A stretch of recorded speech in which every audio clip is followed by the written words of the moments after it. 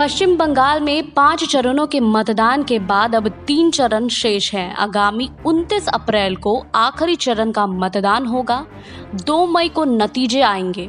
जैसे जैसे चुनावी कार्यक्रम खत्म होने की ओर बढ़ रहा है और मतगणना का दिन नजदीक आ रहा है, वैसे वैसे मुख्यमंत्री ममता बनर्जी यानी दीदी की बेचैनी का ग्राफ ऊपर की ओर जा रहा है। कांग्रेस के अधिकांश संगठन को अपनी पार्टी में आत्मसात कर लेने और वाम मोर्चा के 34 साल के शासन को समूल नष्ट करने के बाद वह पिछले 10 साल से राज कर रही हैं।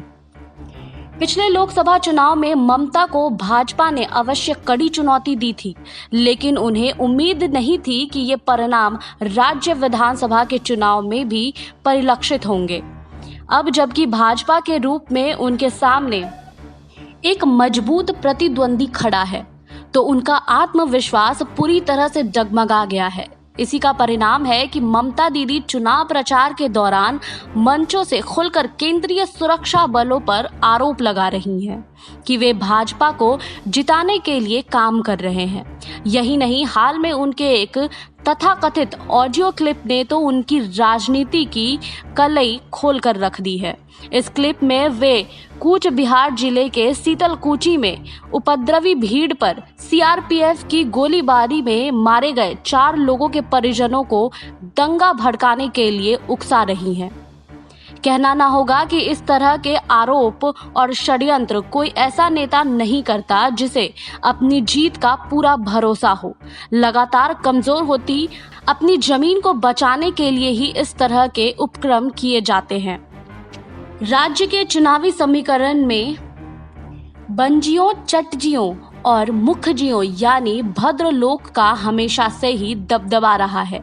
वे दलितों, आदिवासियों और मुसलमानों के साथ मिलकर राज करते आए हैं। दीदी भी पिछले 10 साल से इसी समीकरण के दम पर सत्ता में है, लेकिन अब उनका यह गणित गड़बड़ा गया है। पार्टी पर परिवार को प्राथमिकता देने के कारण भद्रलोक के उनके करीबी साथी एक एक कर उनसे दूर होते गए, जिन्हें भाजपा ने गले लगाने में तनिक भी देर नहीं की। राज्य की आबादी में लगभग 24% की हैसियत रखने वाले राजवंशी और मतुआ जैसे दलित समुदाय का भी दीदी से मोहभंग हो चुका है, क्योंकि सत्ता में उनकी भागीदारी में कोई सुधार नहीं हुआ है। अब दीदी के पास सिर्फ मुसलमान वोट बचे हैं, जिसका बंटवारा रोकने के लिए वे एड़ी चोट का जोर लगा रही हैं। इस वोट बैंक में कांग्रेस, वामपंथी पार्टियों और अब्बास सिद्दीकी के इंडियन सेकुलर फ्रंट को मिलकर बना संयुक्त मोर्चा सेंध लगा रहा है। दरअसल गौर से देखा जाए तो ममता बनर्जी की मुस्लिम त्रुटिकरण की राजनीति ही उनके लिए मुसीबत की बड़ी वजह बन गई है। इसके कारण राज्य का भद्रलोक भी उनसे नाराज है। शहरों में तो यह ज्यादा नहीं दिखता, लेकिन गांव में इसका असर स्पष्ट दृष्टिगोचर हो रहा है। सामाजिक रूप से भले ही मुसलमान राज्य में हाशिए पर ही है, लेकिन ममता राज्य में सरकारी नौकरियों में उन्हें प्राथमिकता दी गई है। बंगाल में सरकारी और सार्वजनिक क्षेत्र के रोजगार में मुसलमानों की हिस्सेदारी भद्रलोक की कीमत पर ही बढ़ी। वर्ष 2006 में सरकारी और सार्वजनिक क्षेत्र के रोजगार में इनका हिस्सा 63% हुआ करता था, जो 2012 में घटकर 53% पर स्थिर रहा, जबकि आदिवासियों की हिस्सेदारी 3.5% से बढ़कर 9.6% हो गई है।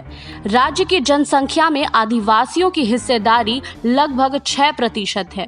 यह मुख्य रूप से दार्जिलिंग, जलपाईगुड़ी, दक्षिण दिनाजपुर, पश्चिम मिदनापुर, बांकुड़ा और पुरुलिया में वास करते हैं। ममता राज में सरकारी नौकरियों में मुसलमानों के बढ़ते प्रतिनिधित्व, खासकर कॉलेजों और विश्वविद्यालयों में शैक्षणिक पदों पर उनकी बढ़ती संख्या से भद्रलोक अंदर ही अंदर काफी असहज महसूस कर रहा है।